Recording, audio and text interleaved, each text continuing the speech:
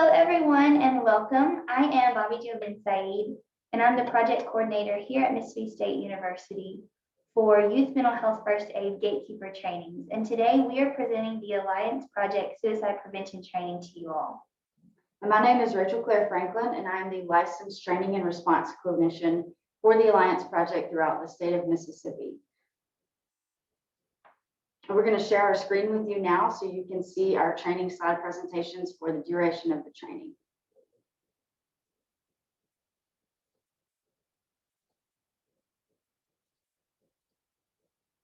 So again, this is the Alliance Project Suicide Prevention Training. Again, my name is Rachel Claire Franklin. I'm presenting alongside Bobby Jo bin Saeed. And we just want to thank you for spending some time with us and working through this training presentation that we will be giving you throughout this morning. So some goals for our Alliance Project training. So things we're going to go through are identifying distress. So learning what distress looks like among those that we share our day-to-day lives with, how to make connections with people and build an alliance with others, helping those who may feel isolated and encouraging individuals to engage in help-seeking behavior, and learn about various referral resources that you can utilize both with your students in your educational setting, but everything that we're going to talk about today is going to be applicable throughout your day-to-day life. And so you'll be able to use this again in your educational setting, but also anywhere throughout your life where you may be coming into contact with someone who may be experiencing any types of distress. Some other goals that we have with this training presentation is just to build a network of individuals who can intervene with those that they're concerned about, and increase the knowledge throughout Mississippi of resources that are available and encourage others to seek assistance when needed. So we know that there's a lot of resources out there, but sometimes we're not always knowledgeable about what those resources are and how they may be useful or beneficial to those we may come in contact with.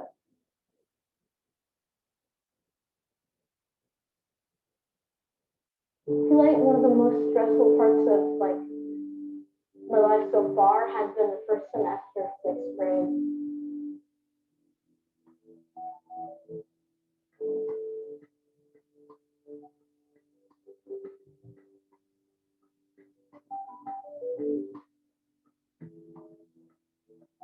You can be sad, scared, angry. Your brain that's sad, nothing. Depression, it's not just like sadness, it's like a lot of things. Stress, tiredness. You can be stressed for like not really a good reason. You're just like overwhelming yourself.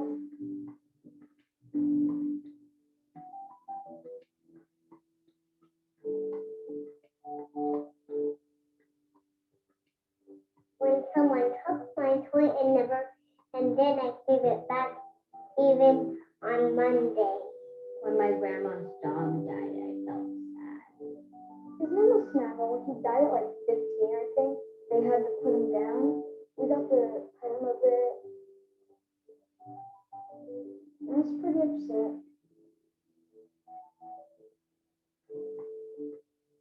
Like you have no energy when you're depressed and you're just like, don't want to do anything. I make a mad face when I'm mad and angry. My breath gets really fast. Heart beats really fast.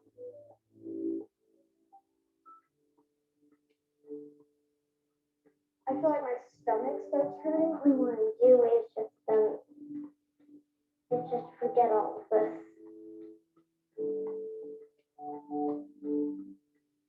Play a game that they wanted to play.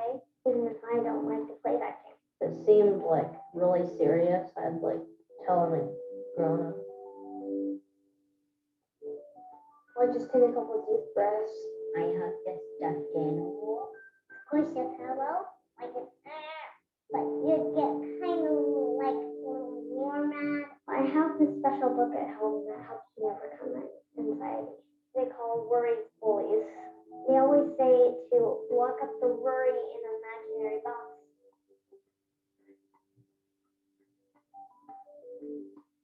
I say, cheer up. Don't get too down on yourself and listen to everything words. Talk to people. Someone that you can trust. Someone that will listen.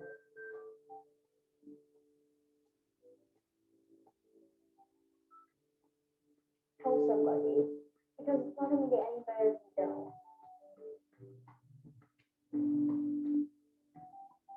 She always cuddles with me and she tells me everything's going to be okay. You like snuggle me and like let us have a family with me at nighttime. If she like notices I'm like kind of feeling down or something, but like you can talk to me or your dad or anybody or people like that about anything. My parents, my grandparents, like you can talk to me whenever something's on your mind. Mostly it's because kids don't tell their parents. They need to keep like they need to tell them more about like what's going on in their life so they can know how to help you.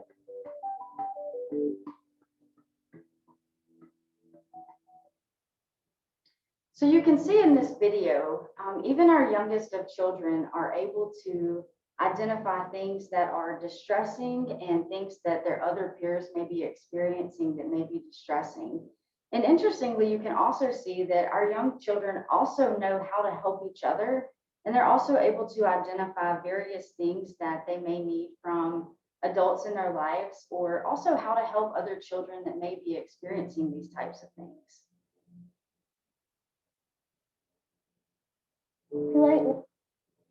So why is this important? We're going to talk now a little bit about just some of the statistics and why we think all of this is important to begin with. We know that death by suicide is the second leading cause of death for individuals in America aged 15 through 24. And this placement of being the second leading cause has been in the top 3 now for over a decade. And so we know that it has been a problem for a while. It's been a major concern, and we know that it has consistently been and will likely remain in the top 3 causes as well. We know in 2019 that roughly 6,000 deaths by suicide occurred among this age population. And so while that's going to be some of your students within your educational setting, we are starting to see a pretty big increase in deaths by suicide for individuals even younger than 15. For myself personally, the youngest I have heard of individually here in Mississippi has been 4 years of age. And so that would be an individual before they were even starting their kindergarten year. And so in 2019 as well, we know that a little over 47,000 individuals died by suicide in America. And one thing I like to plug here is that if that number feels really big to you, that's okay. That is a really huge number. One thing I always like to note, though, is that those are deaths by suicide that we are able to count by death certificates. And so a lot of the times, especially in rural America, the coroner actually has a lot of ability to fluctuate what is stated on a death certificate as the cause of death. And so this is not going to account for things like accidental drug overdoses or single car accidents in which they may be ruled an accident instead of a death by suicide. And so that number is actually much larger than that, but this is just what we're able to draw from those records in regards to the CDC being able to report that overall number. We know in Mississippi that there are 233 residential psychiatrists here. And another thing I like to note here is that that is residential addresses of psychiatrists. And so many psychiatrists in Mississippi live along the border. And so they may live in North Mississippi and work across the state line in Memphis, or they may work in Mobile, or they may work in Slidell or Monroe, or even over into Arkansas a little bit. And so you can easily probably subtract 75 from that number, if not more.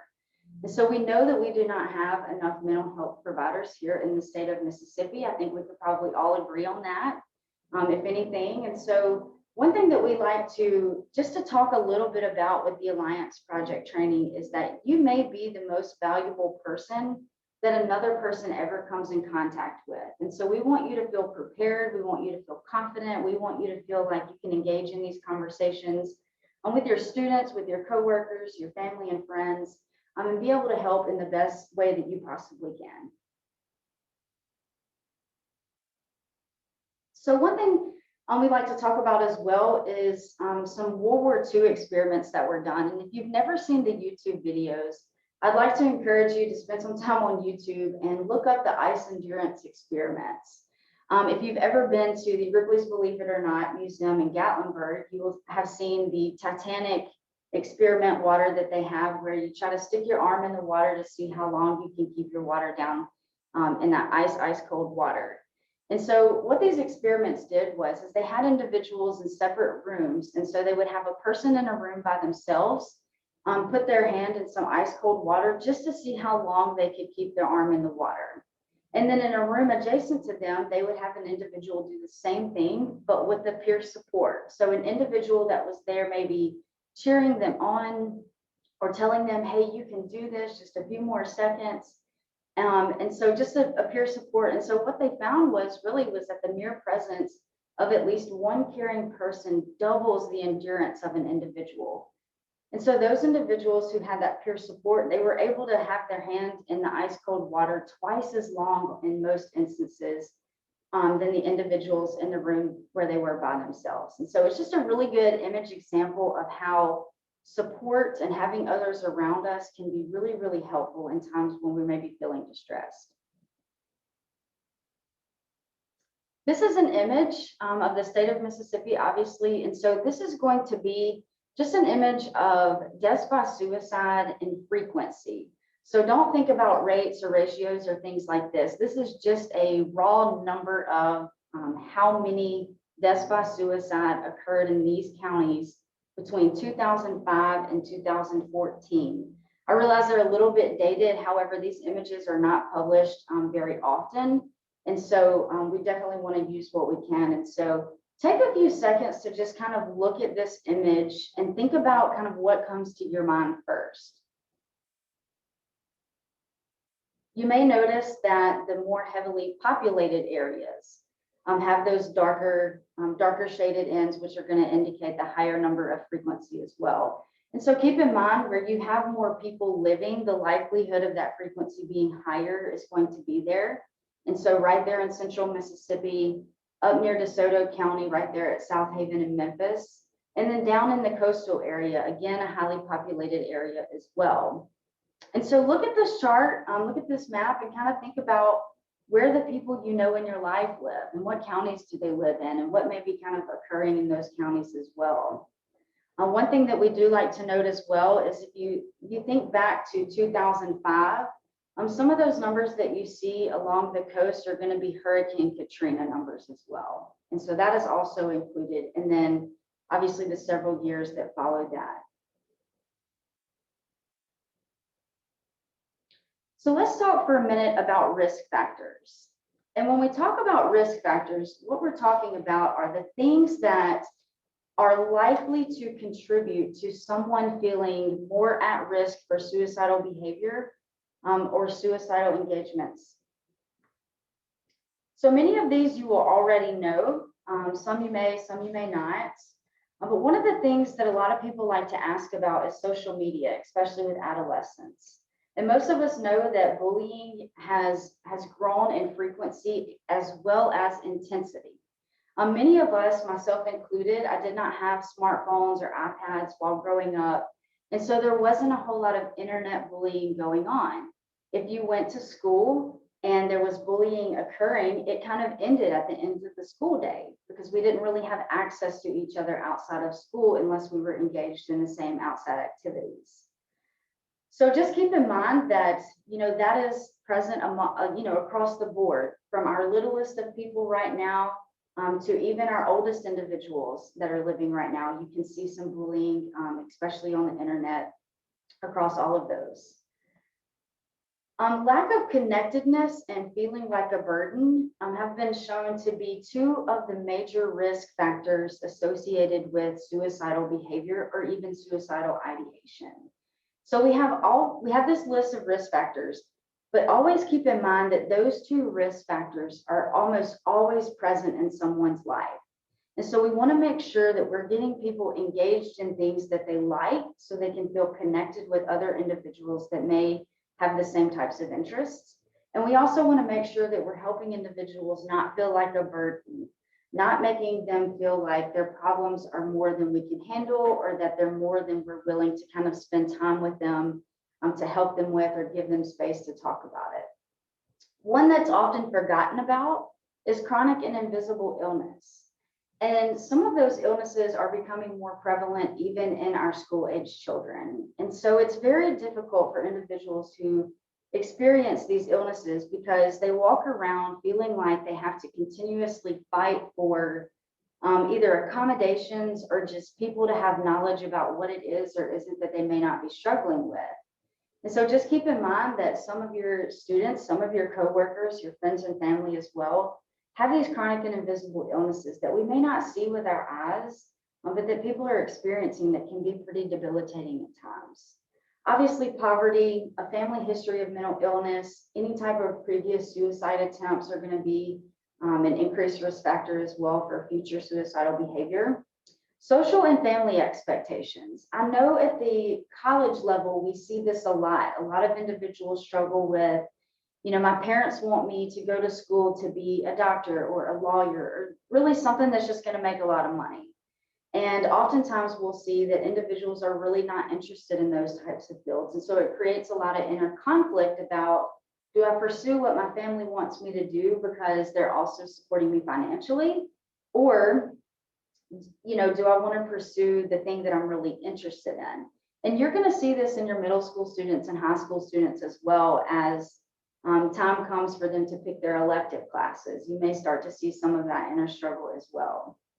Sexual orientation and gender identity concerns, relationship concerns, any type of substance use, as well as domestic violence. So whether an individual is a part of that domestic violence or whether they are a witness to domestic violence can also increase their risk factor as well. Food and shelter insecurity. One of our scenarios in a little bit, we'll talk a little bit more about food insecurity. But I think it's important to note that all of your students do not go home to appropriate food or care or shelter as well. And so a lot of your students may struggle with this. And then abuse of any kind is also going to increase the likelihood that individuals would engage in suicidal behavior as well. So this is not an all-encompassing list. We know that there are some that are not included here on the list, but these are some of the ones that we feel like you may be most likely to see within your educational setting. A few other things that we wanted to include in regards to the educational setting specifically that we may often forget about. So if you have students who are sleeping in class or maybe sleeping during lunch or breaks, that may be a sign of something else going on as well. So maybe your students aren't getting enough sleep at home. Maybe there's not appropriate technology supervision in your house. And so while every student that sleeps at your school is not at risk for maybe suicide, it is going to be an indicator for you that maybe there is something more happening. So sleeping in class is pretty typical. We all do it at some point in time. But if you have children that are sleeping during lunch break or during their recreational breaks when students are typically really excited to be awake, that's going to be a pretty good indicator for you as well. Also keep in mind that if you have students that are sleeping in your schools, it's not always that they're not getting enough sleep at home. While that's probably the number one concern, they could have something such as narcolepsy, or they can have, we are seeing sleep apnea as well in our middle school and high school students as well now. And so just keeping in mind that there may also be a medical condition that needs to be assessed as well. Taking or sneaking food from the cafeteria or other peers is also a concern that you may see in your school setting, and that's going to go back to that food insecurity as well. So unhelpful behavior exhibited over a reward option. And so what I mean by that is if you have a student who continues to exhibit problematic behavior after you give them an option for reward, so the unhelpful behavior is basically more beneficial for them than whatever reward that you offer them. So if you say, if you will, sit still and, follow the instructions for the next 2 hours, I will allow you, this toy from the treasure box at the end of the day. So if your toy box at the end of the day is not getting that student to maybe stop engaging in those problematic behaviors, that's going to be something that you want to pay attention to as well. Poor or a change in hygiene is going to be a pretty good indicator for you as well. So if you have maybe an 11th grade student who is typically showered and groomed and, comes to school with all of their belongings, and maybe you notice that they stop showering, or maybe they stop engaging in oral hygiene, those types of things, those are going to be things that you want to look for as well. Other things, maybe arguing with adults and peers with no clear goal. We see that a lot in adolescence to begin with, but we say that every behavior has a function, okay? And so every behavior that someone exhibits is to get something or to engage in some type of clear function for that person. And so if you've got individuals who are just arguing for the sake of arguing, you may want to look at, is there bullying behavior going on, or is this maybe a stimulation issue as well, where individuals feel like they need to be engaged and they need to be engaged in arguing in order to kind of fulfill stimulation needs, or, just feeling frustrated in general. So you also want to look for students who may be slower leaving the classroom or the school at the end of the day. Most students are really ready to leave the school at the end of the day. They are running for the bus line or the car rider line, or however it is that they get home in the afternoons. Typically, folks are really ready to go. And so if you have individuals who are kind of lagging around, or, using the restroom at the very end of the day, and maybe being late for the bus or even missing the bus, there's a function in that behavior, and it's communicating something to you about why they do not want to leave the school at that time. So be on the lookout for that as well. And then you may have students who purposefully give incorrect answers for further instruction. And so some of this is going to be really prevalent in your students who may feel like they're not getting a lot of support outside of the school, or maybe they do not have a good social support network.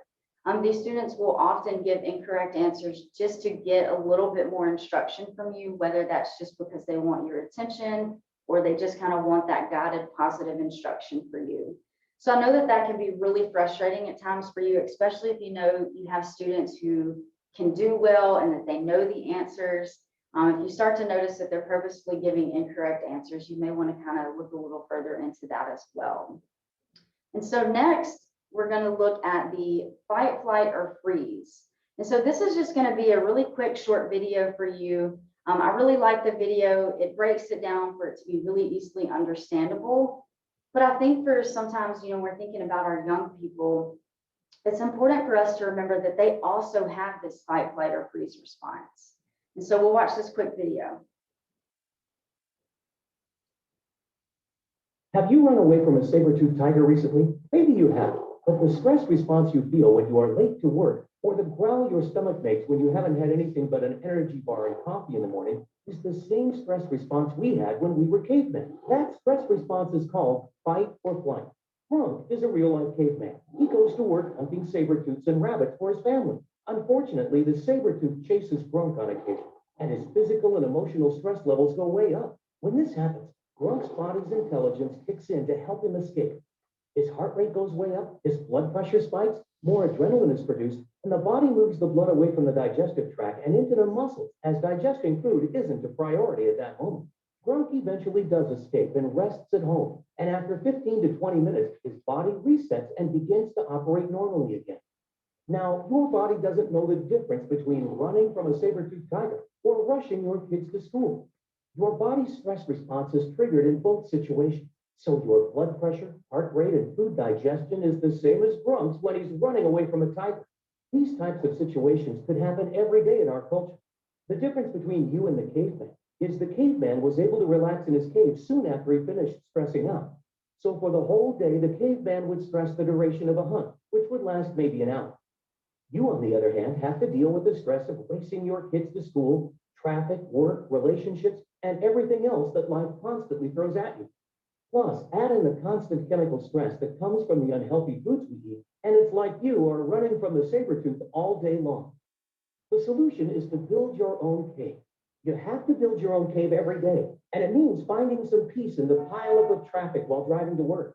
It means going to bed on time instead of staying up late binging on your favorite TV shows. It means taking some time to go outside and do some relaxing work instead of locking yourself up in your office. Otherwise, this chronic stress will open you up to most diseases, because your immune system will tank and a lack of nutrients that your body needs due to not being able to digest your food properly. Add to that the fact that your adrenals, which are the glands that sit atop your kidney and decide where your hormones go, are so active with the abundance of stress you experience and put into your body, you will develop adrenal fatigue. Put all this together, and now you know why stress is the start of all disease process. How can we make our fight or flight more effective? How can we turn it off when we don't need it and bring it up when it's necessary? Ask yourself what you are putting in your body for energy. Your body is probably asking your brain for those artificial stimulants you get, like coffee, processed sugars, or genetically modified foods, because it's confused on why the adrenals aren't filling up like they used to. You have sucked your adrenals dry of hormones that didn't need to be active in the first place. That's huge because we are taking a finite source and sucking it dry. What people may not know is that a lot of things trigger the fight or flight response. Emotional stresses, eating unhealthy foods, overreacting to life's daily challenges, going through tough emotional times, all trigger fight or flight. However, that leaves a lot of areas where we can improve it. So if this video has successfully stressed you out with all the info it's loaded you up with, you should take a minute to relax. At least you don't have a tiger running after you. If you always put limit on everything you do, physical or anything else, it will spread into your work and into your life. There are no limits. There are only plateaus. And you must not stay there. You must go beyond. Bruce Lee.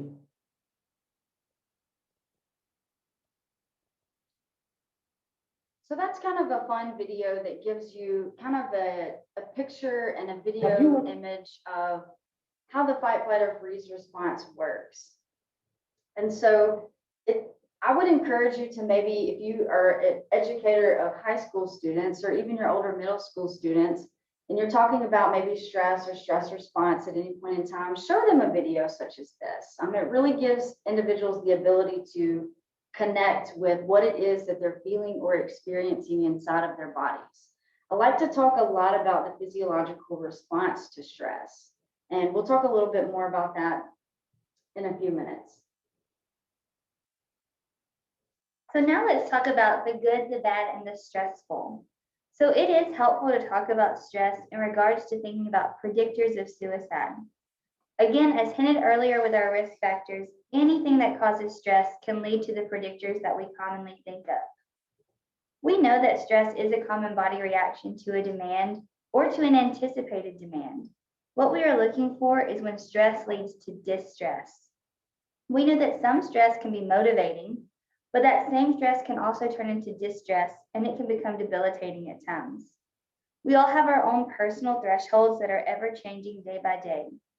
Consider this example. On Tuesday morning, you forgot your wallet and realized this when you arrived at work. On your lunch break, you drive home to get it because you know that you will need it. And that afternoon, experiencing nothing adverse, but enjoying the music on the radio and sunshine. On Saturday, when you arrive at the grocery store and before you have entered the store, you realize that you have left your wallet again. This results in immediate negative self-talk, looking for anything to blame and increased frustration and irritation. This may sound very relatable as this can occur for any of us at any time. And this is an example of how our personal thresholds can fluctuate and it can change based on various things, such as time of day, our expectations or requirements for that day, or simply the ways in which our body reacts to an immediate circumstance we are experiencing. This movement from stress to distress can be manifested in many different ways. This can be shown in sleep-related concerns, feeling helpless, feeling socially withdrawn or pulling back, decrease in self-care, and not feeling as though you belong with others or feeling like a burden. So let's talk about our stressful life events. We all have happy and sad stress. So with this, we often think about the sad stressors and how understandably those things can be predictors of suicide. With stress, though, it is beneficial to realize that we are not just talking about bad or sad things. We are also talking about how it can often be good or happy things as well that contribute to stress and discomfort. So take a moment to look over this list and see where you may relate among these experiences.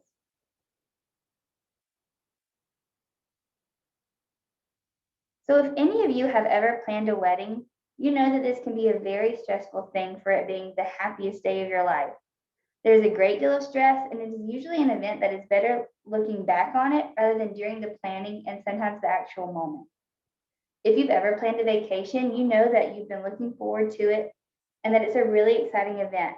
However, it can also induce a lot of stress when you start breaking down all that has to be done in order to enjoy that vacation. You need to first save money, decide where you're going, and then where you'll stay, your leaving and returning dates, obtaining anything else that you may need for that vacation. And again, it's a very exciting event, but it's one that requires a lot of planning and organization, and that's not easy for everyone. One thing to keep in mind is that people will often hear statements such as, "Why are you so down and depressed? This is the best time of your life and you have everything going for you." This statement is a good example of how we can often forget that we do not always know the underlying elements or psychological responses of individuals and how these impact their overall well-being. A lot of these listed can bring on unique stress, and it's really important to keep in mind again that we're looking for that transition from stress to distress. Another way to look at this is when an individual may be able to manage their circumstances, and then an ability for that continued management stress shifts, resulting in distress. So now we're going to introduce the 5 steps of the Alliance Project. So these are the 5 steps of the suicide prevention curriculum that you're going to engage with when either you're working with someone who may be experiencing suicidal ideations or intentions, or just someone who's experiencing distress in general. So the first step of this process is going to be just being able to identify that someone is experiencing distress. So 2 ways for us to really look at how to best identify this is for you personally to maybe think about, in what ways do you express that you're feeling overwhelmed? And maybe what things would people notice if you were feeling this way? So some responses that we typically get are, some people may start to cry more easily. Or maybe if they're able to cry, they feel like they're no longer able to cry about what's going on in their life. Individuals may feel more withdrawn from their social supports. Individuals may quit activities that they're involved in, or maybe just withdraw from those activities for a little while.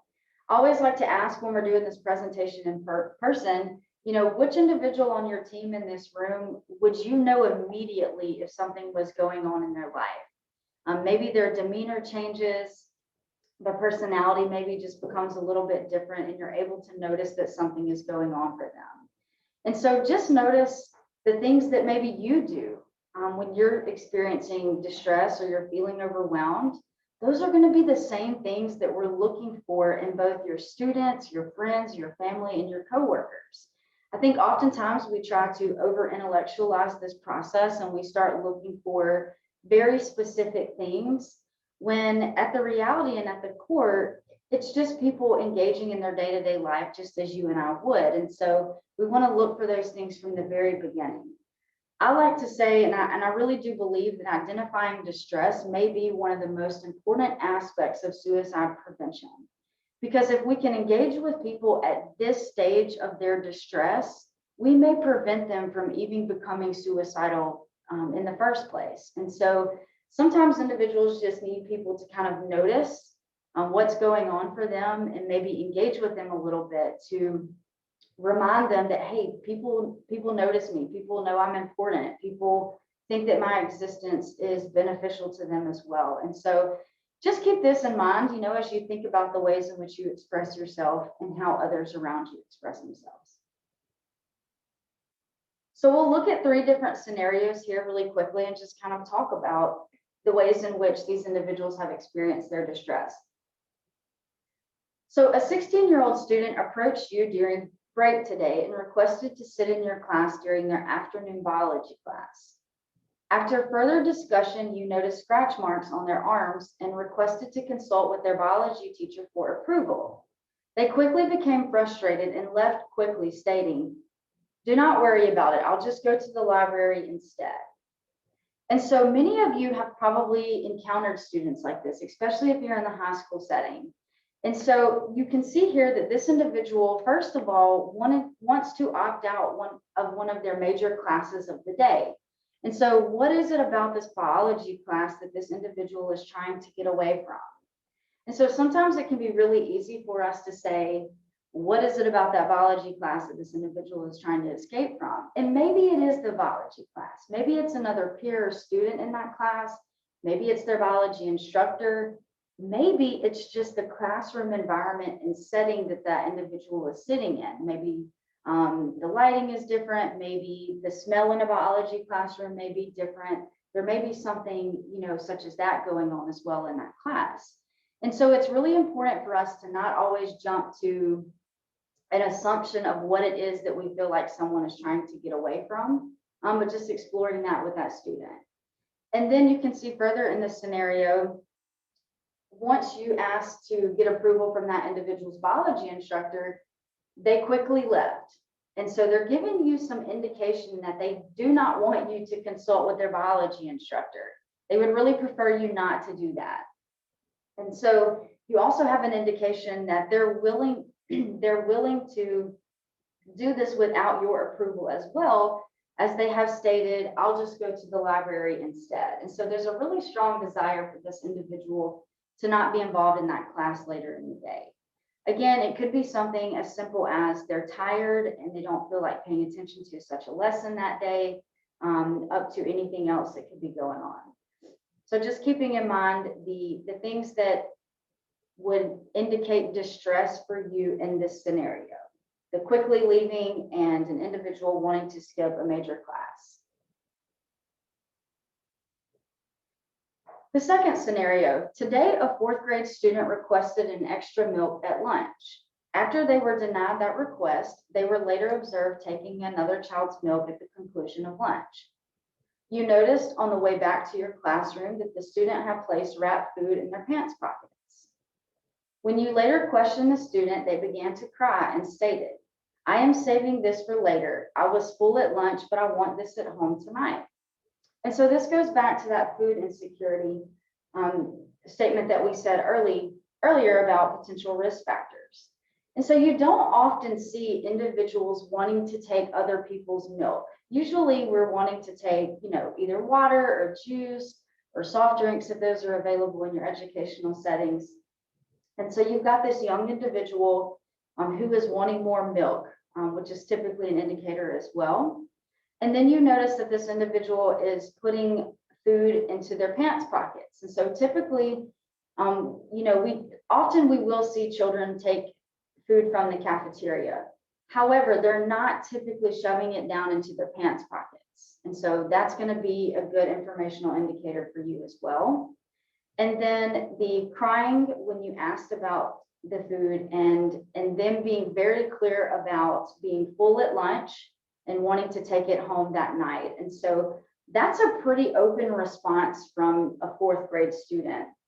And so that's going to give you a lot of information about maybe what they're experiencing after they leave school each day, and maybe how you can proceed forward and maybe speaking with someone about this student's experience. So the last scenario that we will look at in regards to identifying distress, a well-known 17-year-old student at your school was recently in a car accident that resulted in them having to sit out their fall sport for the school.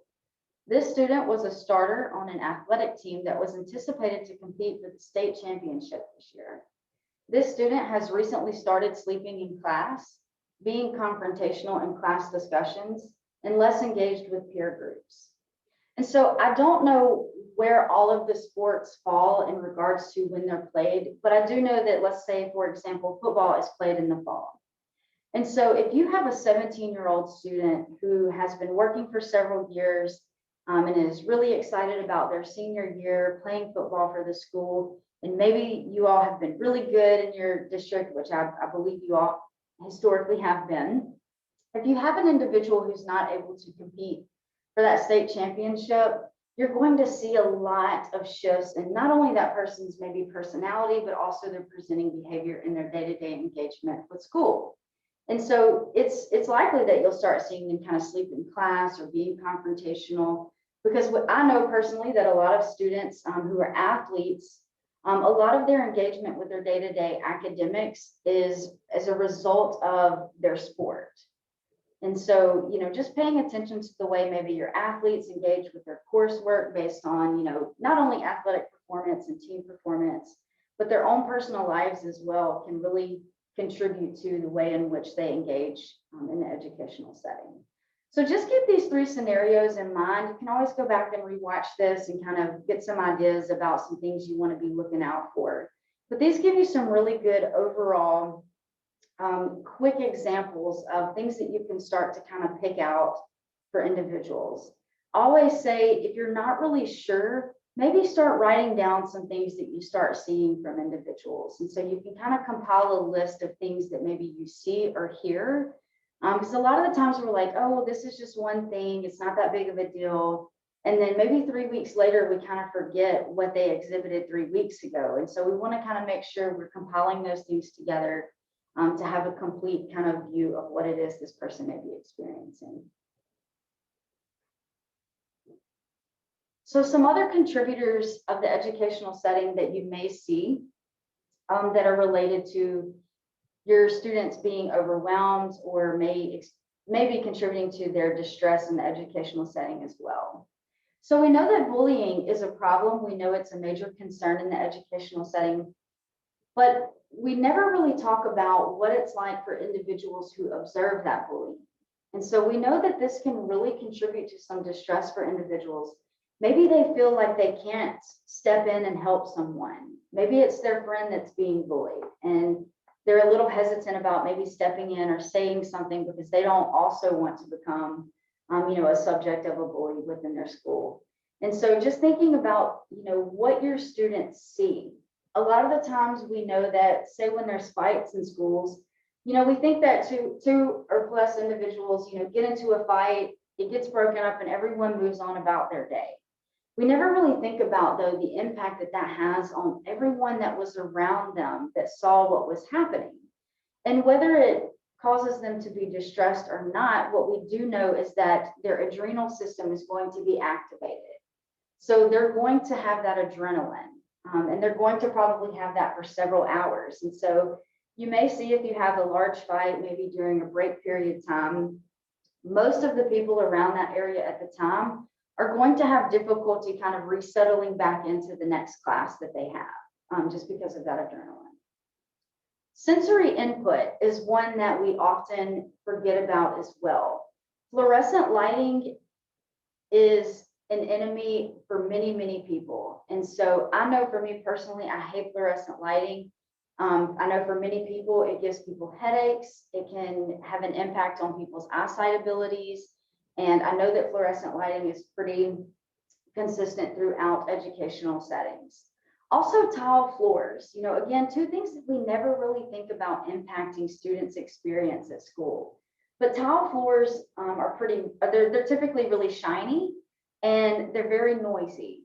And so if a student, closes a door down the hallway, several classrooms can typically hear that. And so they provide distraction, and they also provide kind of this bright, shiny reflection from those fluorescent lights, which can be really overwhelming sometimes. I want to note as well, as your students are kind of reintegrating into their school after maybe being virtual this last year, these are going to be things that are going to be very, very difficult for students to readjust to. So if you have the ability to maybe put some lamps in your classroom, consider that, maybe to kind of tone down some of the fluorescent lighting. So just thinking about the sensory input that your students experience at their school as well. At school is often when individuals experience their first friendship that ends. So you may have a 4th grader who, had a best friend last week, and maybe they're not best friends this week. And so we try to talk with our young people about, the fluctuation of relationships and engagements with people. But I'm not sure that we do it enough. We typically, seem to think that, everybody has friends that come and go, but you have to remember that when you're 9 years old, you're not really able to think outside of being 9 years old. This might feel like your world is ending if your best friend now has a new best friend. And so just thinking about ways that you can approach those students who are experiencing that. Temperature comfort, again, is another one of those things that we often don't think about. It's also one of those things that we don't always have control over in large buildings. especially large buildings with cinder block walls that may hold cold or may hold heat. Even you as the educator may not have the ability to control that. Sometimes we cannot always cool down, school buses before, 30 students get on them in the afternoons. And so that can contribute to some frustration and irritation as well. So just keeping in mind, one thing I've heard of educators doing is having students bring in maybe a jacket or a light jacket that they just leave at the school in their classroom. If they're young students and they are in the same classroom every day, all day. And so just thinking about ways that you can kind of engage with your students just for their comfortability.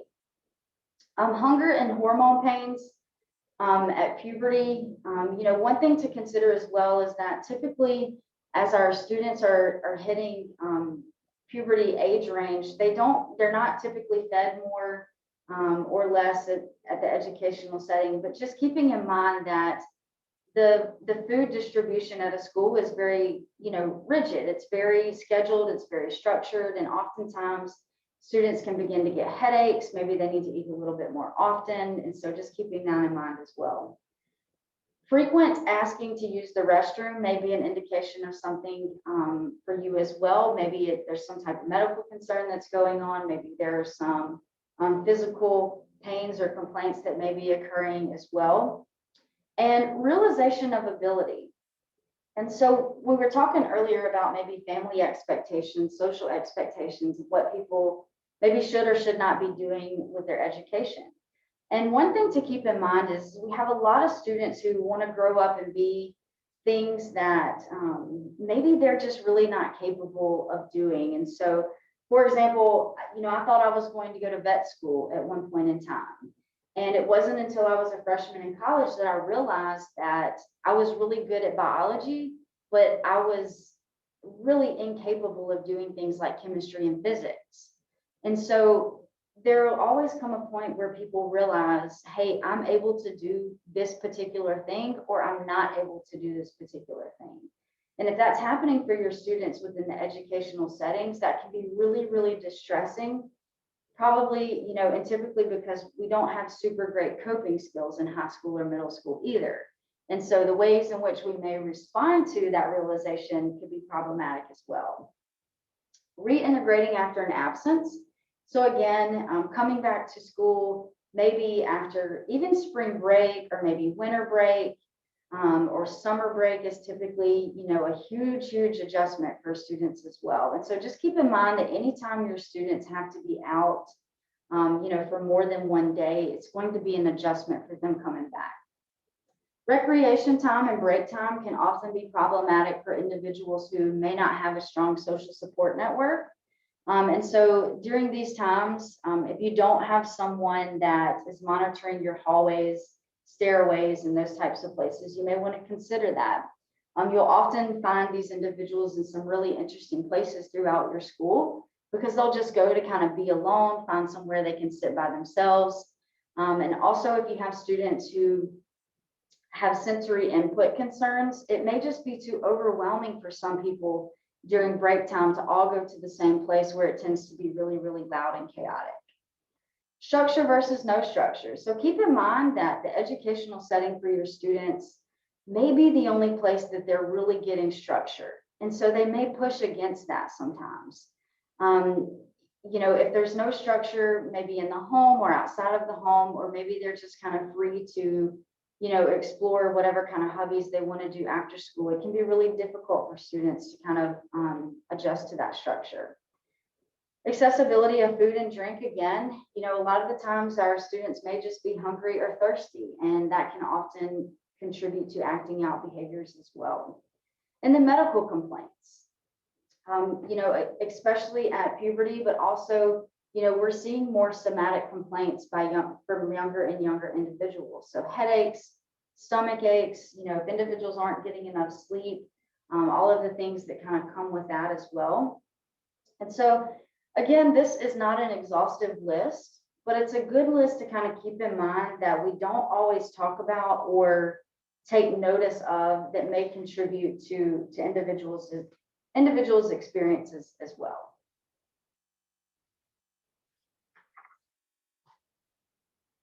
So now we will move on into our next step of our action plan, and this is breaking the ice. So moving into this second step of how we break the ice, I will be honest with you, this is one of the hardest things to do. If this were easy, we would not have a bunch of cheesy pickup lines, because we know that making a connection or breaking the ice with someone can be really difficult at times. So what our team did was look in the literature, and there is not as much on this as you would think from the psychological literature, but where you actually find it is in the sales and retail literature. If you've ever worked in sales or off of commission, you're constantly trying to make a connection with someone. What we know about breaking the ice is that there are many different ways to do this, but a couple of ways to do it is just by simply introducing yourself and attempting to invite someone into a conversation. One way is to directly ask someone how they are doing, recognizing that this can also be uncomfortable at times. Be sure to utilize open-ended questions such as, tell me about your day, instead of, did you have a good day? Because you're going to get a lot more context from the first question than the yes or no answer to the second question. You want to ask those questions that pull context. And this is for both when you are engaging with those of concern, but also just in your day-to-day life with your friends and family. One thing we encourage people to do is to try and find something that you may have in common with someone else. Maybe there's something that you observe about them that is going to give you a clue as to what's important to them.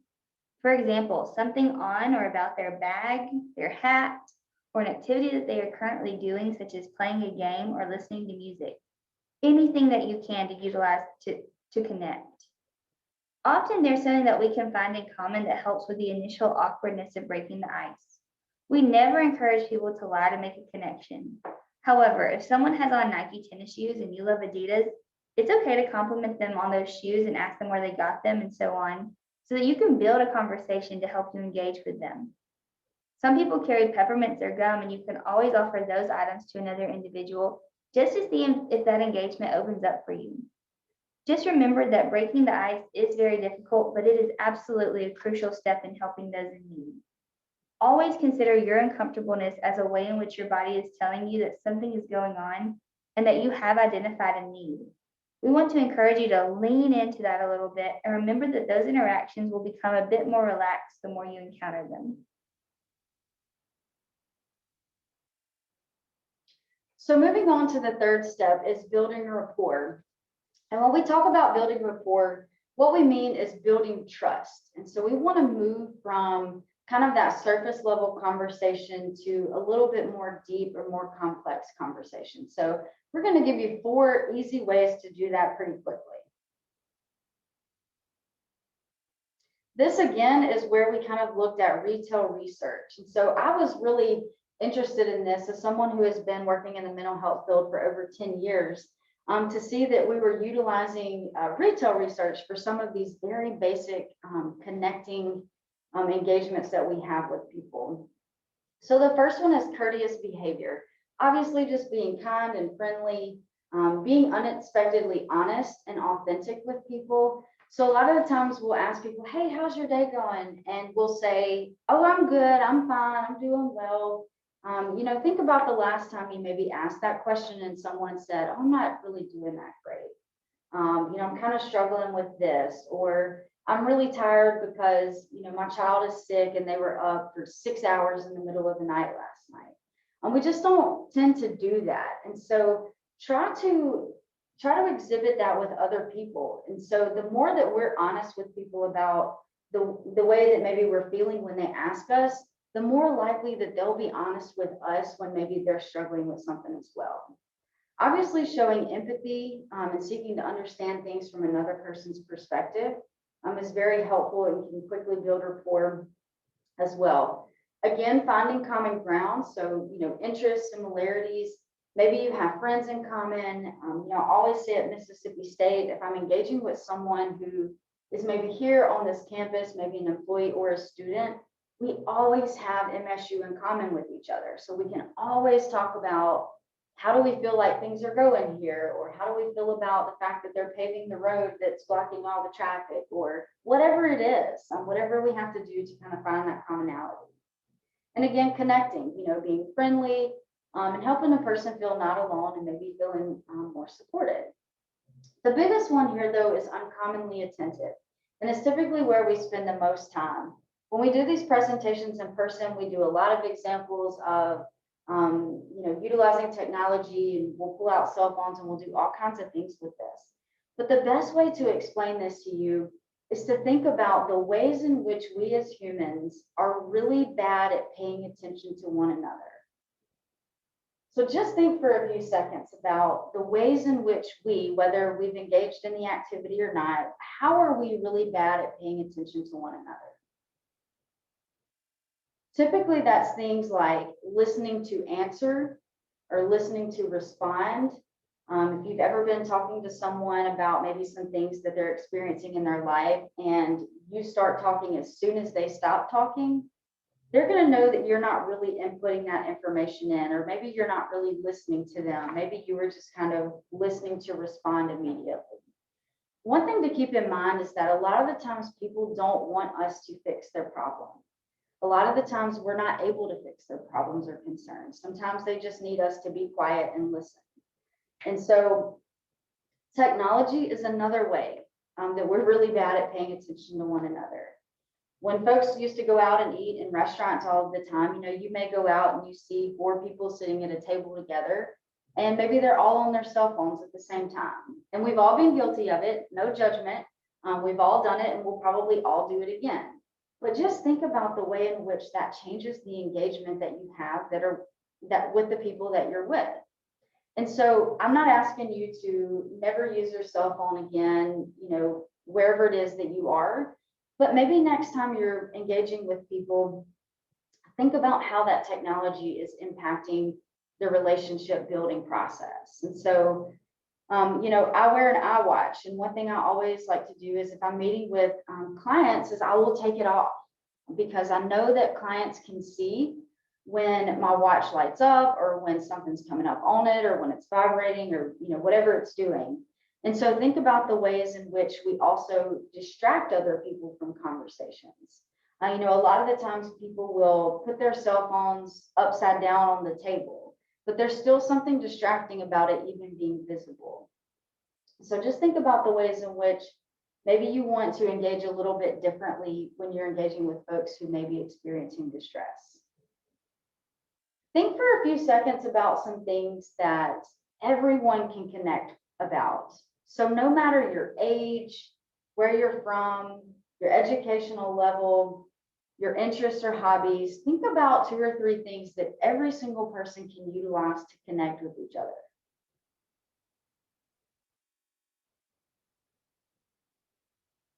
So music and food are 2 things that you can always use to connect with people. I say even our littlest of people who can't even communicate really can tell you if they like a song or not. Typically they'll cover their ears, or they'll plug their ears, or kind of like put their head down if they don't like the music, or they'll dance to it. And so, one thing that I've encouraged before is maybe you allow your students to bring their favorite song in to your classroom. So maybe once a week when you're doing whatever kind of opening time you are for the week, you allow, if you have young students and you have like a student of the week, maybe that's something you ask them to bring in, is maybe their favorite song, and maybe you can play that for your class. Because chances are there's probably at least 5 or 6 other students in your class that also really like that song. And so that's going to help them build a connection. Same thing with food. I love pickles.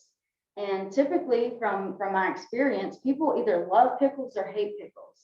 But the reality is that if you hate pickles, we can talk about why that is. Is it too sour? Is it too much vinegar? Do you not like the crunch? Like, what is it about pickles that you don't like?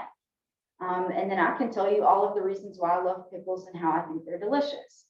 And so 2 things that you can always use. I have a friend who carries around those Dum Dum suckers. And so again, like mentioned before, like the peppermints or gum, these are things that you can utilize to maybe offer to people to just kind of open up that conversation and invite someone into a conversation. So a few ways to build rapport in your classroom. So some good things that we have seen are those colored sticky notes to indicate how students are feeling. And so if you've not seen this, I want to encourage you to spend some time Googling or looking on YouTube and the way educators have utilized that. And so what they'll do is they'll have students write their names maybe on the back of a colored sticky note, and they will have them place it on, say, a dry erase board, somewhere in the classroom or wherever these sticky notes will stick, just to kind of indicate where they are and what they're feeling that day. And so you may have 3 or 4 different sections. I feel great today. I feel sleepy today. I feel tired today. I feel, whatever kind of titles you want to use. And then allow your students to move those sticky notes throughout the day as they may wish to do so. So one encouragement is to not have the students place their names on the front of those sticky notes. Maybe they have like a little number that indicates maybe their number in the class or just a number indicator.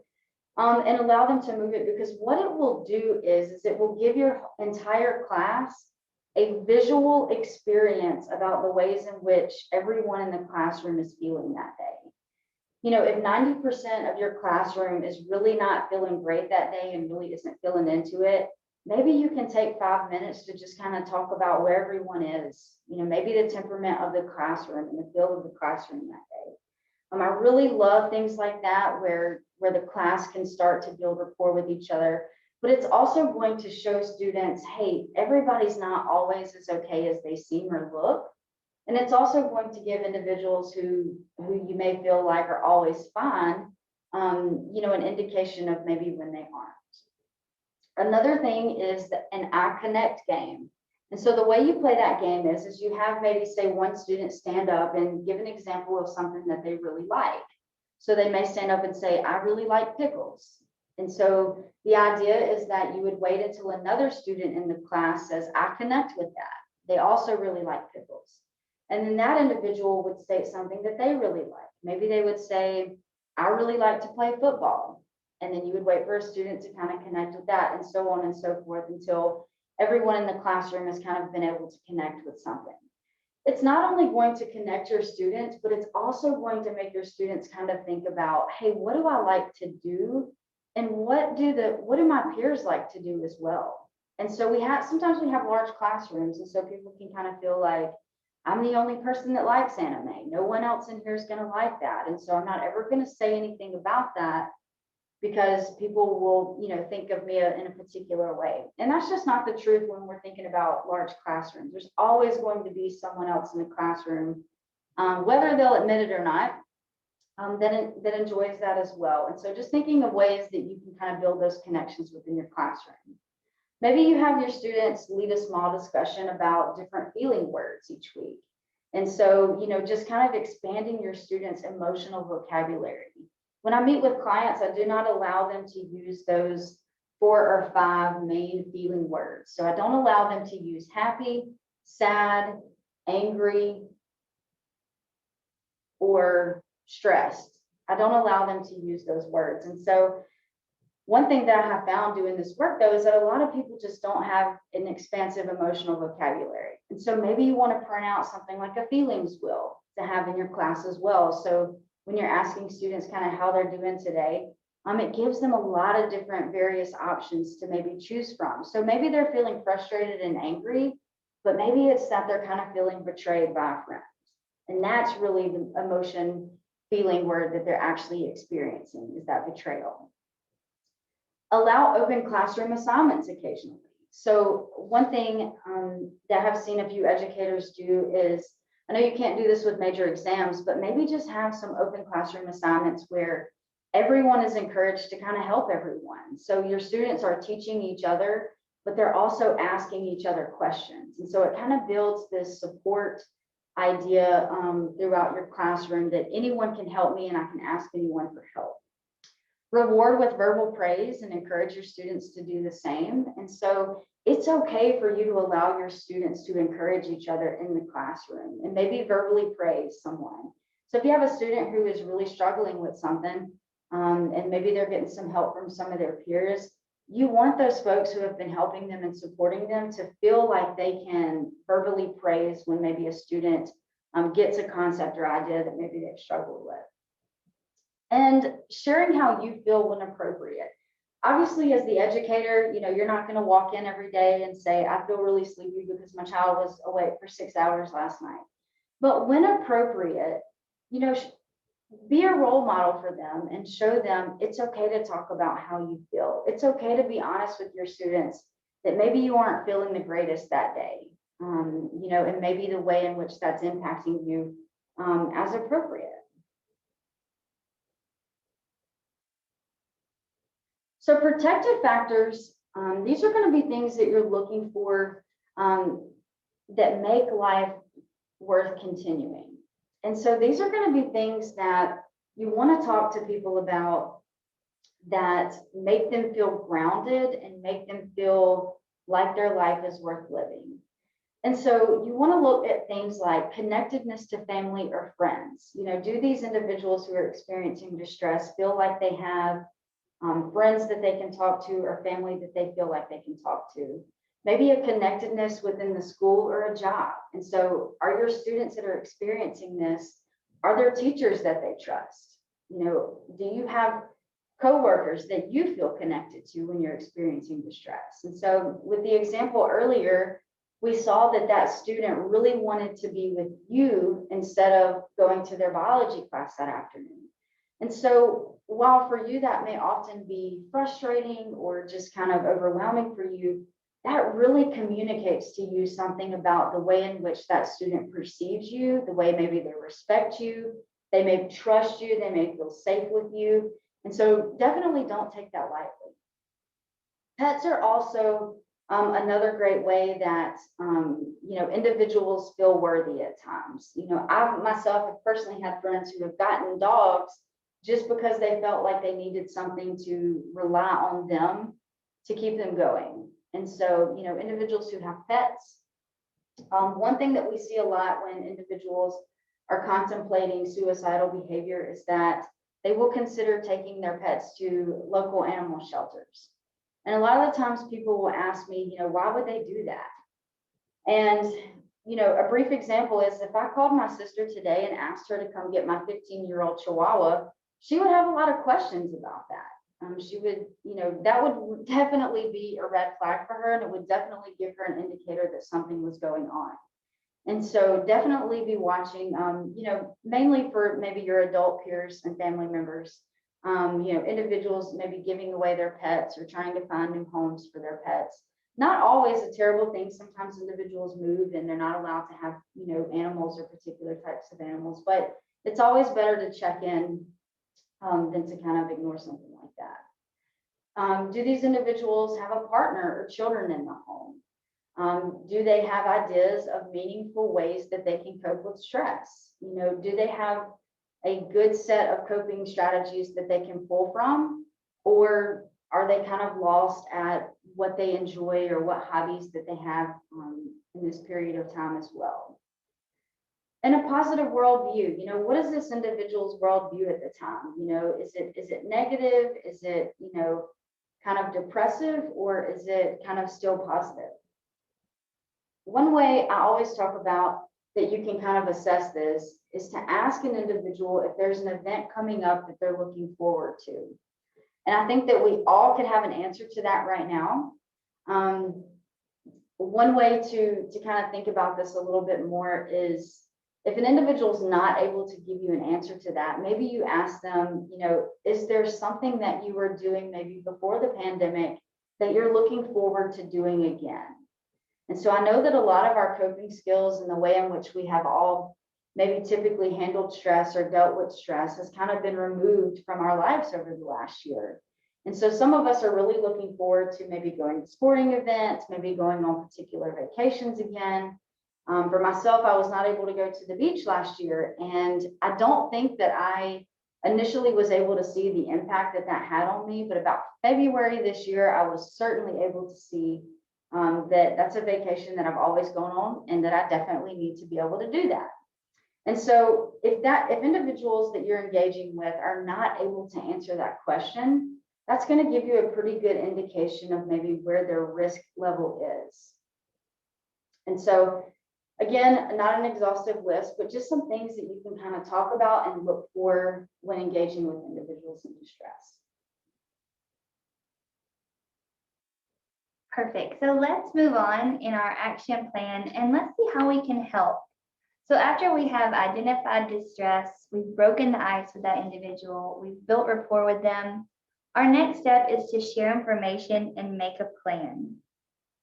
So during this stage of helping someone, after you've listened fully to that person, you've gotten a sense of what the problem is, you start thinking about, okay, what are the needs? And we've talked about mental health, but it does not have to be that. Maybe this young person just needs academic support or social support networking or some other type of support. It's figuring out what things would be helpful for that person and making a plan with them to make that happen. So keep in mind that sometimes we think that people need different things than they think that they need for themselves. So make sure you ask them what they feel they need in that moment, or if they can think of anything that would be helpful for them. This will allow them to be more open and more trusting to the resources or opinions that you give to them in progression of the conversation. So ideally, it's good to have a warm handoff so that you want to be with that person as much as possible and even go with them if you can. But if nothing else, just maybe you could say, let's even call together, just make an appointment together. So I know that it's all set and you don't have to worry about it by yourself later. And ask that person, what would you consider your biggest struggle at this time? Or another great question to ask them is, if you could add or subtract something from your life right now, what would it be? And these answers will give you an indication of what is going on for that individual and whether or not more immediate intervention is needed. And you may not be able to help them at that time, but you will understand a lot more of what they're going through. So let's move now into a little bit of safety planning. And so I like to talk about this because I feel like safety planning is something that individuals feel like they need to have a mental health degree for, or they need to be in the mental health field to be able to do it. But I want to assure you that a lot of suicide prevention, a lot of the times we try to, again, over-intellectualize it. And it does not have to be super complicated. And so these 4 steps of safety planning are the same things that I, as a mental health clinician, would do with engaging with someone who may be experiencing suicidal ideations or intentions. And it's something that you as an educator can do. It's something that you as a friend or family member can do with people. Therapyaids.com, or just a quick Google search of safety plans, will give you a lot of great templates. You can print them out. It will give individuals kind of an image of their safety plan. They can take it with them and have it with them always. But the first step that you kind of want to work through with people is knowing when to find help. And that's going to go all the way back to identifying distress. You want to help individuals learn how to identify their own distress. So what are the warning signs when you begin thinking of suicide or when you feel very distressed? Is it that someone begins to yell, or, maybe it's a particular smell, maybe it's a particular image that people see, or maybe even particular moods. So I know a lot of individuals struggle in the wintertime. And so if you know that you struggle in the wintertime or you struggle with seasonal affective disorder, you can kind of prepare for that.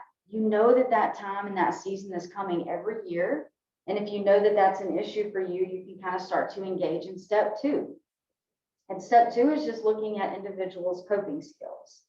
What can you do by yourself to take your mind off of the problem? Or what obstacles might there be to using these coping skills?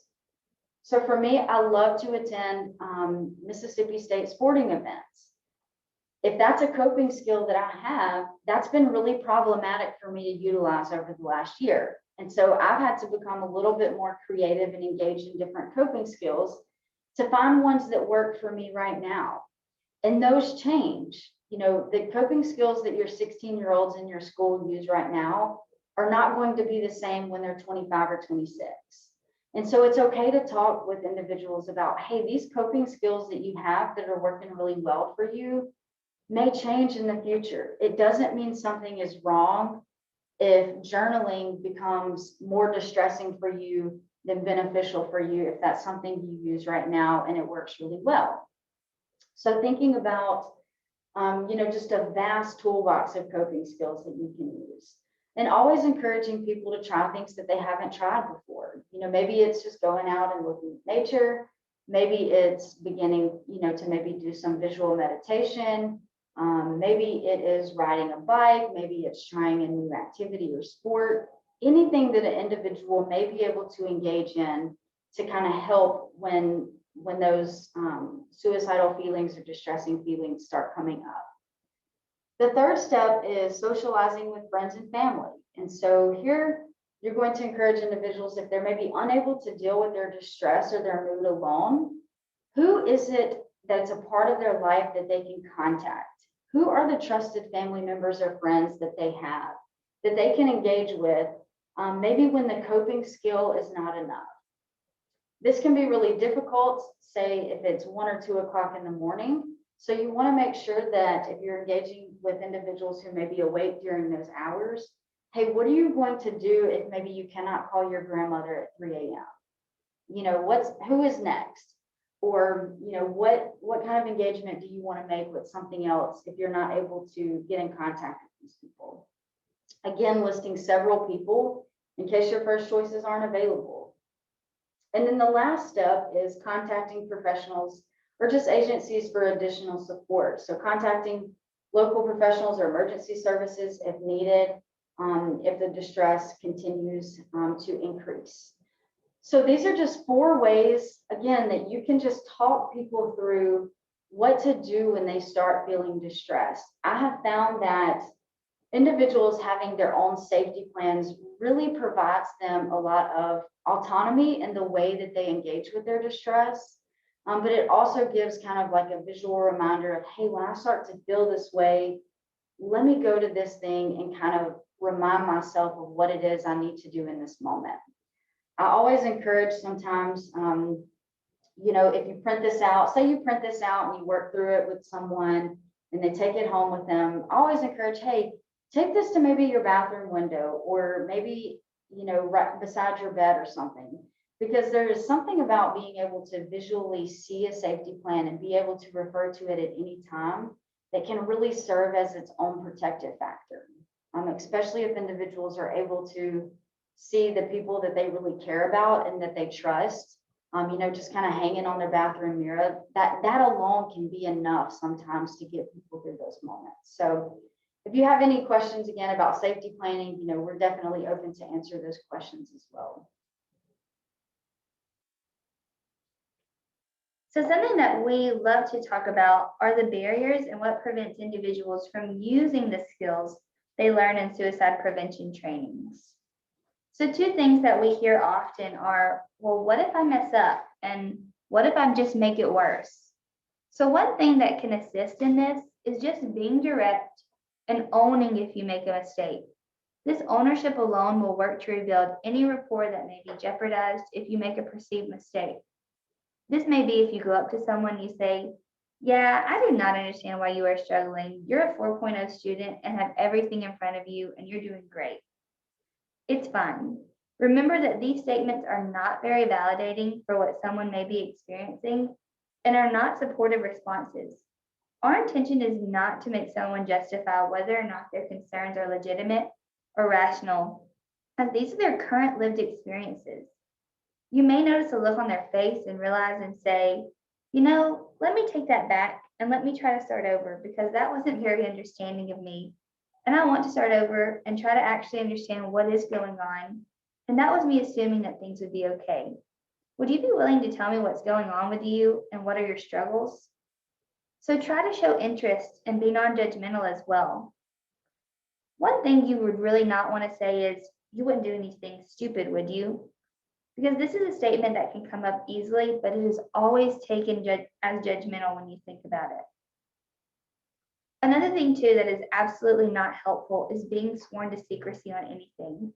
Because then how are you going to tell people that need to be told if you have agreed to this? Don't let yourself get caught in the trap of being sworn to secrecy. If someone asks you about that, you may say, I cannot promise that I can keep this to myself. It depends on what you tell me, but what I can tell you is that I am always in your corner and I'm not going to try and make things harder for you. But we may need to tell someone and link you to people who are appropriate depending on what you tell me. I'm asking for your trust and that I'm not going to try to make things worse for you, but if I need to, I may need to link you to those that can help better. And also with being sworn to secrecy, most of you are probably mandated reporters, and you may want to tell them that up front as well. So acknowledging your mistakes instead of just saying, I'm sorry, can be really beneficial in situations where you need to rebuild rapport or show someone that you are genuinely apologetic. Think about how many times in your life you've heard the phrase, I'm sorry. It's likely in the thousands at this point. What we want from people is to know that they hurt our feelings.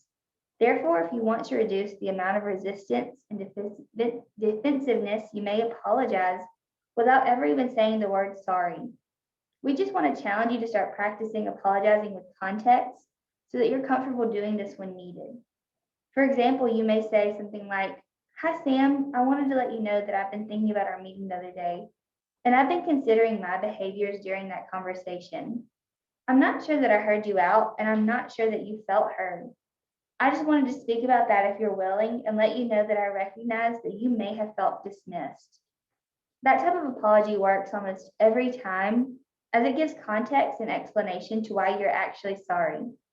People really appreciate the honesty. If you mess up, it's amazing how much leeway you can get from just owning it. These are some other national resources that you may encourage other people to utilize. And these are resources that your students can use, your coworkers can use at any time. The National Suicide Prevention Lifeline number is here. Most of you have probably seen this number before. Some of you may know that that number is going to be changed to a 3-digit number. The last I heard, the hope for that is June 2022. So about a year from now is the hope that that number will be changed to just 988, I believe. There's a text line. If you're not familiar with the text line, it's 741-741. And that is a number that anyone can text at any time. It does not matter how old you are or what day or time it is.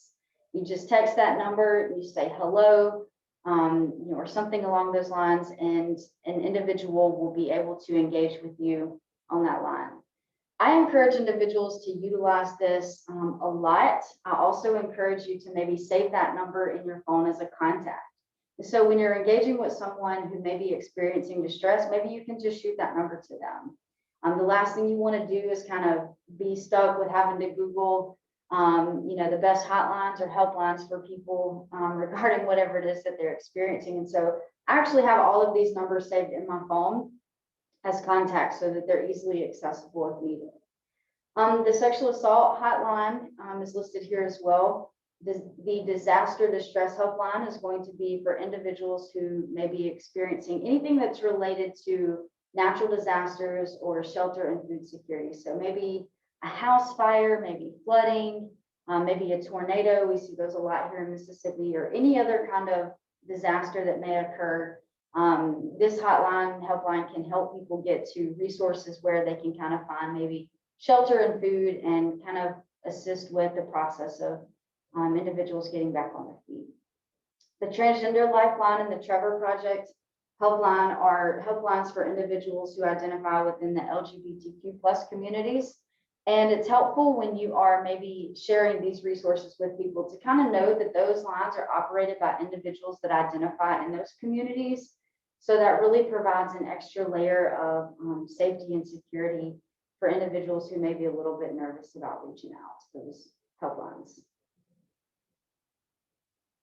So the Mississippi Department of Mental Health, every county has a community mental health center, as well as private practice clinicians within your communities and other kind of mental health resources that are available within your communities. In central Mississippi, there is a lot of resources. They're not always accessible for everyone. They all provide different resources. But the Department of Mental Health is always a great place to start if you're just trying to find out, what does the department offer? Where should we be referring individuals? And so we have just a brief video about that.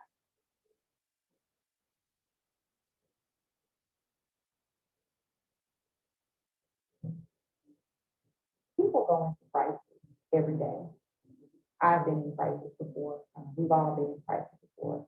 If you have any mental health related issue, no matter what that may be, that there are people out there who want to help you.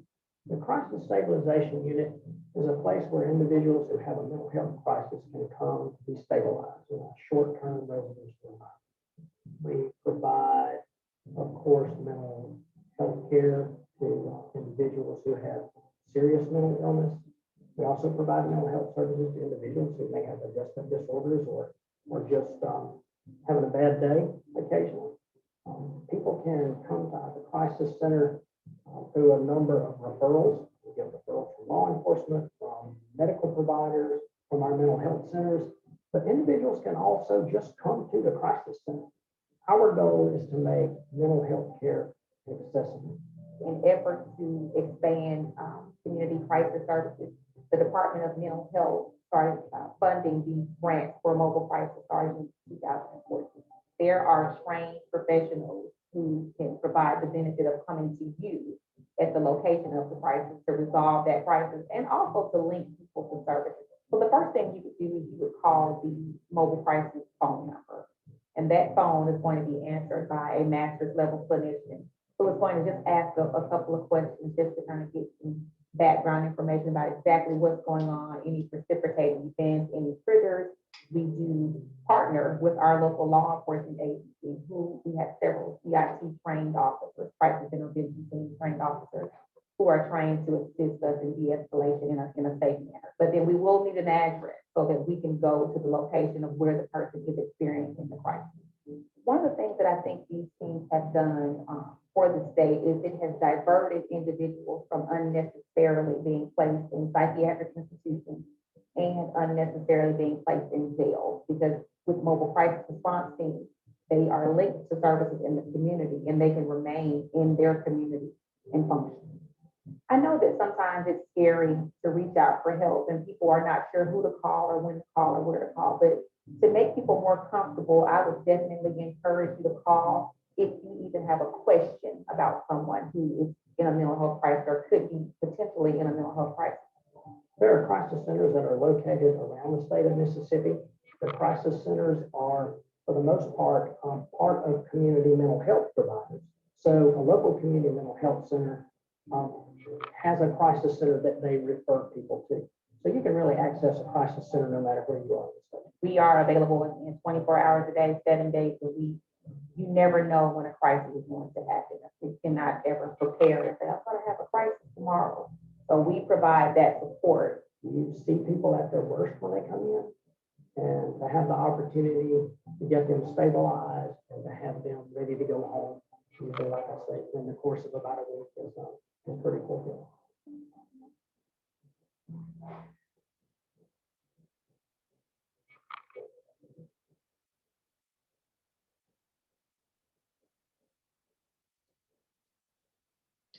So here are the numbers for each county throughout the state of Mississippi for the mobile crisis response teams as well. And so the mobile crisis response teams are also teams that can be utilized if there is a crisis that maybe you need additional assistance with.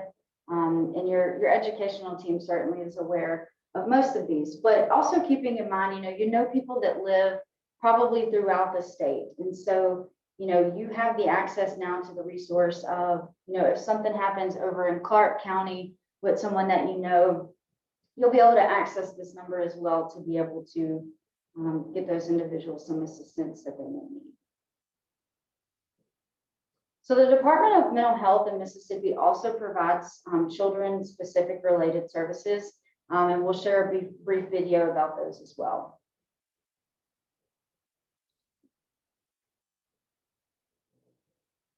Our health and wellness is not just our physical health.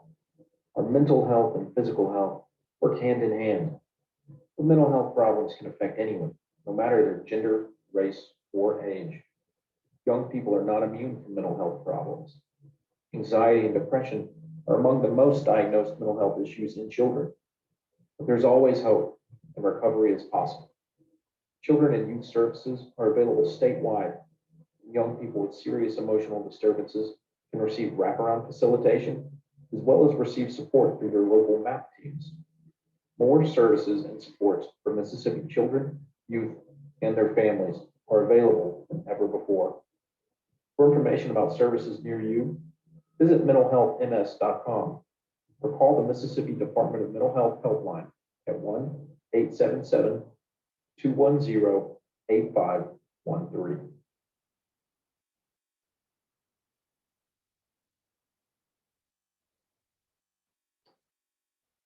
Now we're just going to share several other resources that you may be able to utilize as well. So there's a Mississippi Suicide Hotline, and that number is listed here. A specific line related to the Department of Mental Health Helpline. There's a Students Against Violence website that I really like, and that you may want to share with your students. And so it's a website that your students can go on and get more educational information about bullying or just violence in general. It will show them ways in which they can help one another, things to look for in their peers as well. And a partnership for drug-free kids. And so this is a helpline if you've got, students who may be struggling with substance use or abuse, who may want to reach out and get some confidential help as well. And then we've also included the website here as well. So we'll leave this slide up for just a few seconds in case you maybe want to take a screenshot of this slide in order to get those websites.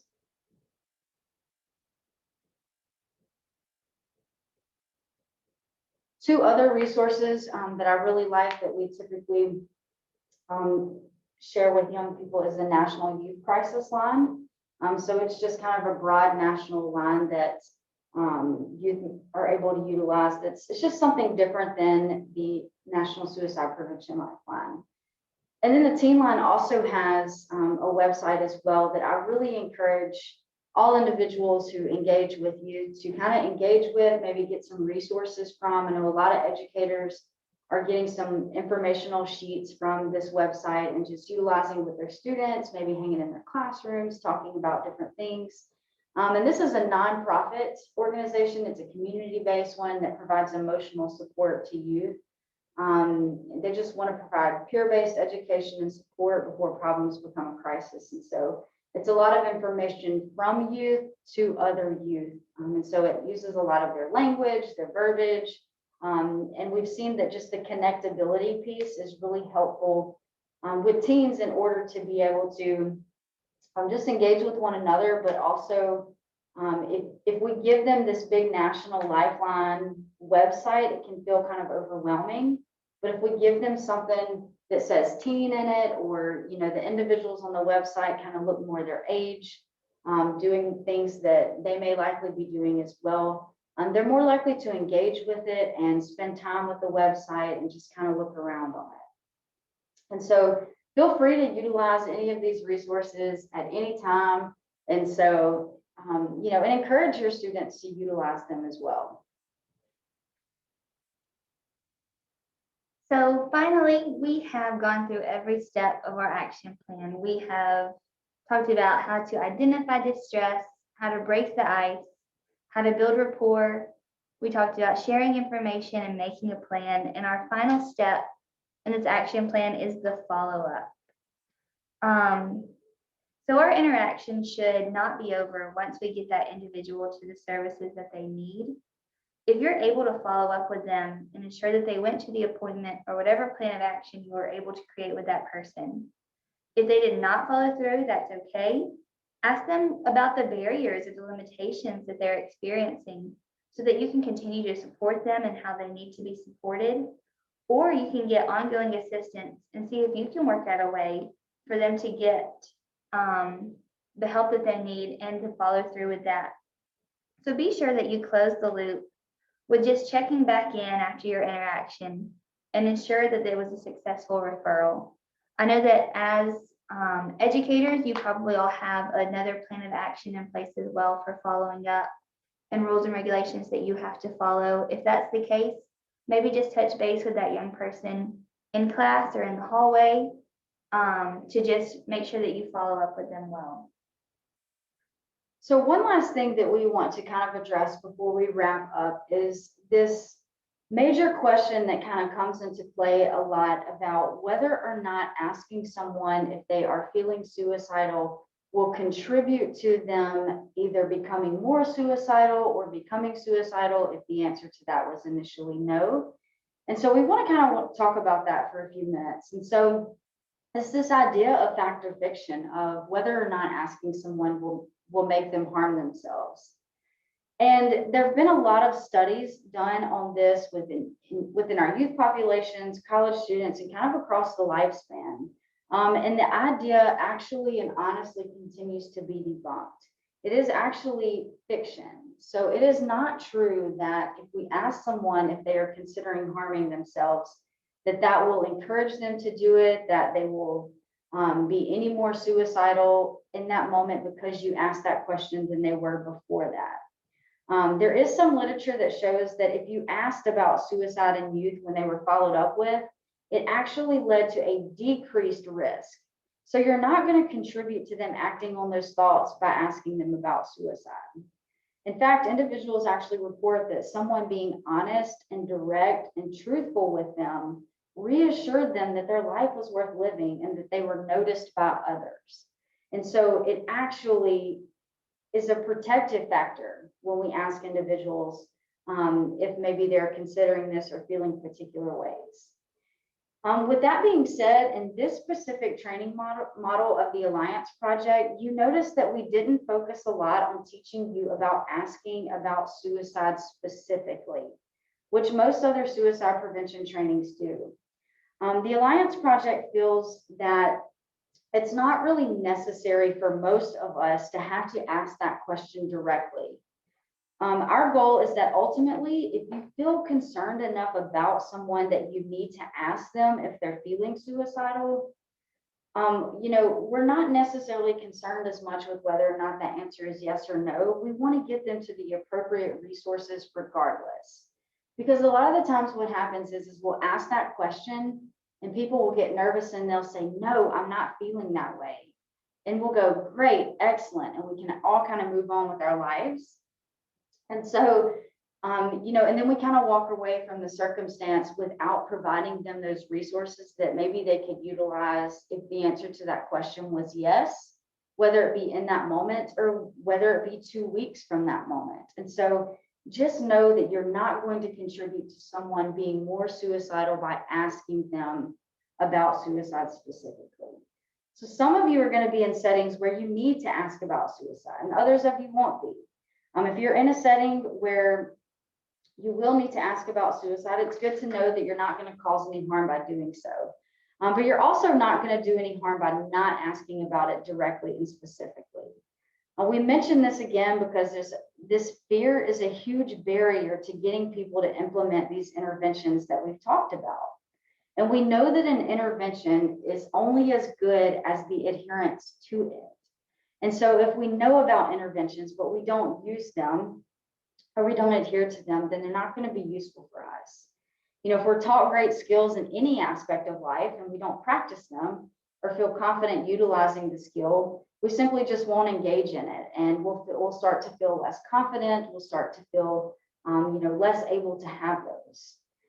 Throughout some of our grant projects that we've done, we've noticed in our data collection that over 1/3 of individuals who have gone through training presentations report that they do not feel comfortable engaging in the skills that they have been taught in training presentations.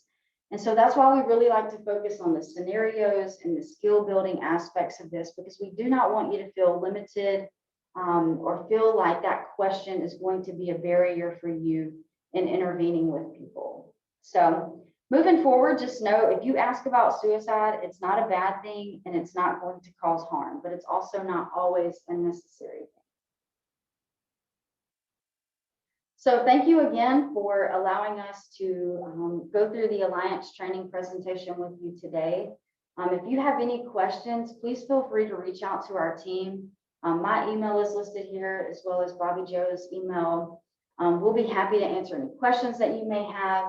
Typically, when we do this presentation live, we spend a lot of time answering questions and working through more role plays and skill building activities. And so we're happy to come do that at any time or answer any questions that you have.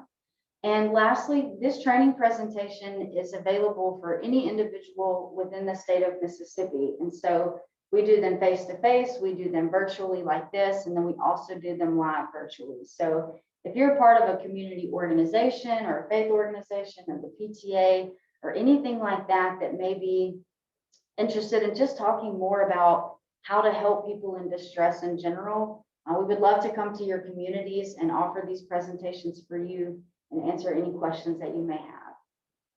Perfect. And also one last thing, Miss Martha Hollingsworth is the one who has distributed this presentation to each of you. She also should have distributed the instruction sheet to all of you.